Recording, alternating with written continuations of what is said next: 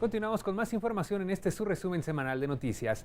Ante la posibilidad de una deportación de connacionales radicados en Estados Unidos, en el Senado se alista un plan de atención y protección denominado Operación Monarca, el cual busca impulsar una sola política migratoria del gobierno federal, las entidades y esta Cámara para fortalecer y garantizar a repatriados su reincorporación económica, cultural y social en las comunidades.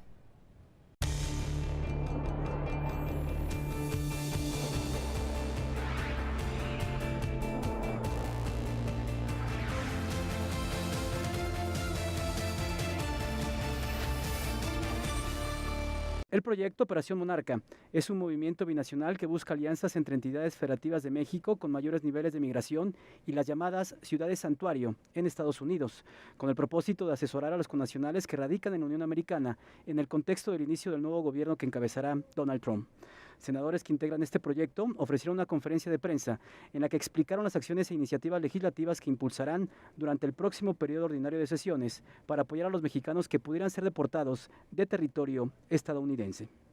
El auxilio y la protección consular, donde hoy se requiere darle información a nuestros paisanos y a nuestras paisanas, se requiere de invertir recursos para que ellos cuenten con despachos jurídicos y asistencia jurídica en la materia, que les garantice tener en conocimiento cuáles son los derechos que tienen frente a las amenazas de deportación. Entre las propuestas contenidas en la agenda legislativa, se presentará una iniciativa para reformar la Ley Orgánica de la Administración Pública Federal, a fin de permitirle a la Secretaría de Relaciones Exteriores que los recursos generados por la red de consulados mexicanos sean administrados por los propios consulados. También se propondrá modificar el artículo 18-A de la Ley Federal de Derechos, que refiere a los visitantes sin permiso para realizar actividades remuneradas que ingresan al país con fines turísticos. Actualmente, de este pago de derechos, solamente el 20% se va al Instituto Nacional de Migración. Es un momento importante para revisar este pago de derechos y que un monto mayoritario pueda regresarse al Instituto Nacional de Migración, es quien hace toda la documentación del pago del derecho y que requiere de muy importantes recursos, principalmente por las cifras que estamos enfrentando de mexicanos en retorno. También se planteará la revisión del Acuerdo Normativo 286 que regula el tema de las revalidaciones de los estudios en el extranjero. Queremos eliminar, aparte de lo ya mencionado, la apostilla, queremos flexibilizar los criterios. Por ejemplo, no hay ninguna razón por la cual una persona que hizo estudios de educación preescolar, primaria, secundaria y bachillerato no tenga una revalidación automática de sus estudios.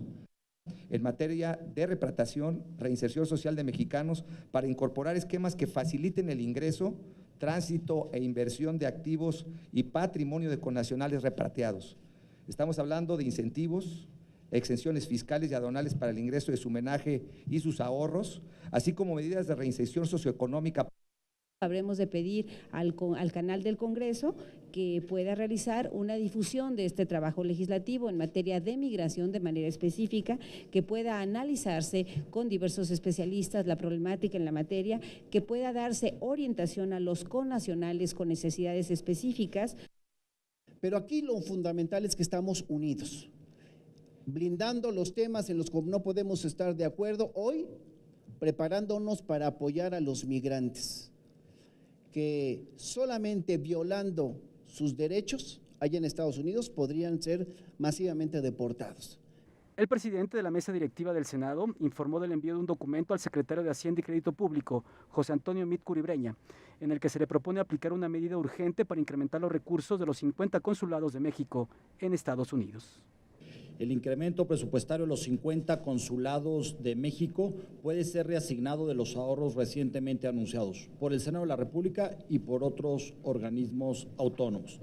De esa manera, pensamos que se debe fortalecer la protección consular y se debe fortalecer el sistema nacional para atender a los migrantes en retorno a nuestro país. Para Noticias del Congreso, Gerardo Montes.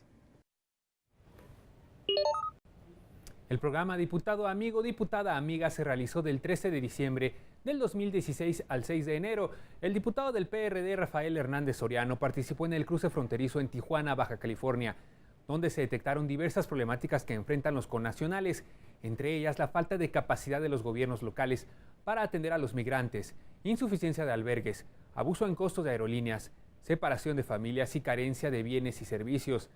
De ahí que como parte de su informe propone, entre otras soluciones, la creación de un fondo fronterizo y revisar la ley de derechos.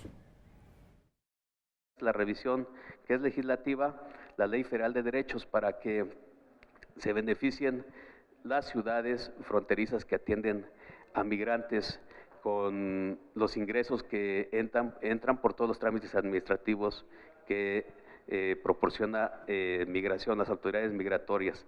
Y hay que revisar la ley de derechos para que haya una certeza en recursos que incrementen esta capacidad y, desde luego, que éstas se conduzcan a las ciudades receptoras de migrantes.